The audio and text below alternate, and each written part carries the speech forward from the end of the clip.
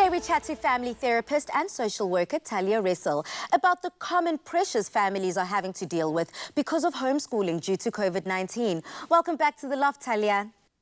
Thank you. Thanks for having me. It's so lovely for you to join us and give an expert's opinion on what we've been discussing throughout the show. Now, what are some of the common pressures that are facing families dealing with homeschooling? Well, I think that it's, the whole system, the family system is under pressure with not knowing what's happening, the uncertainty, the financial strain, having to educate at home, children with not going to school or no extra support from, outsourcing to grandparents or any type of support, external support. Now it's families on their own, isolated and under a lot of pressure. I like how you say outsourcing to grandparents, shipping them off. Well, now it's not an option. So how are children and parents reacting to these pressures?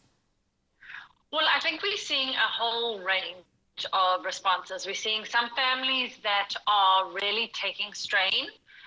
And we are seeing families that are also really thriving under the slower pace almost, because a lot of the extra noise has gone quieter.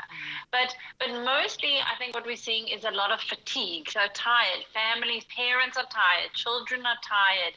They are uncertain, so there's a lot of heightened emotion. So the little things are becoming big deals very quickly.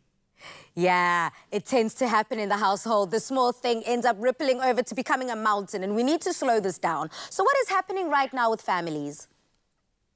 So I think what I'm seeing, and colleagues of mine as well, we're seeing where like I said, the little things. So there's a lot of, have you heard of quarantine? So instead of quarantine, we're in quarantine. So yes, I have. Lots of conflict and bickering. We're a little bit sick of each other.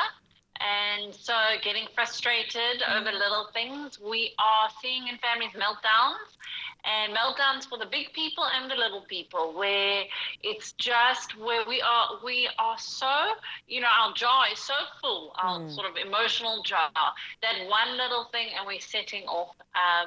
I'm seeing, though, what is really pleasing is some families are really using this time to connect, using this time without the outside pressure to really get to know each other, because it's been so busy. Life has just been on the go that really we have been given an opportunity to slow things down and appreciate it. But I do acknowledge, myself who's living through it, homeschooling my own children and trying to juggle work and everything, there's some great blessings and there's moments where I just want 5 minutes alone.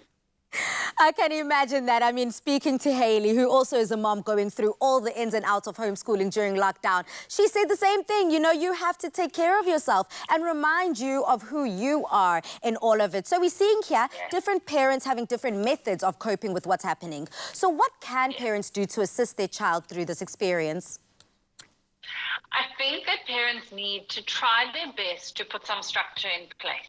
That is what school provides, that's so containing, a predictability, a little bit of knowing what the day is going to entail. So for parents, I don't need you ringing a school bell necessarily, but to have some sort of demarcated time in the day. So now we're going to have lunch or a snack, or there's a bit of work or whatever it needs to be, but that gives children something to hold on to and something to feel safe and secure about. The other thing that I do want to say for parents, for their children, is even though it seems like really not a big deal to us, the little things that they're missing out on, like seeing their friends or their matric dance, or moments that in the greater scheme, yes, are not so big, but for children they are very big. So parents need to acknowledge that for their kids and just let them be disappointed, let them be frustrated, and acknowledge that for them. Talya, how then can parents manage their expectations during this time? I think parents need to hold on to the idea that now is the time to survive, not thrive.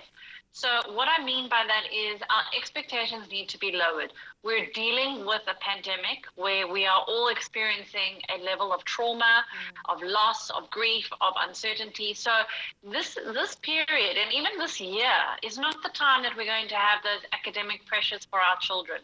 Their motivation is going to be lower.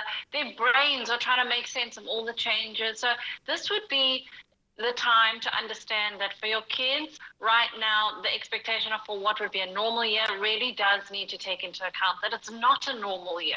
Thank you so much, Talya Ressel, for showing us exactly what we can expect to see in households. And moving forward, whether you decide to homeschool your kid or take them back to school, this is how we can positively affect each household. We appreciate you. Cheers.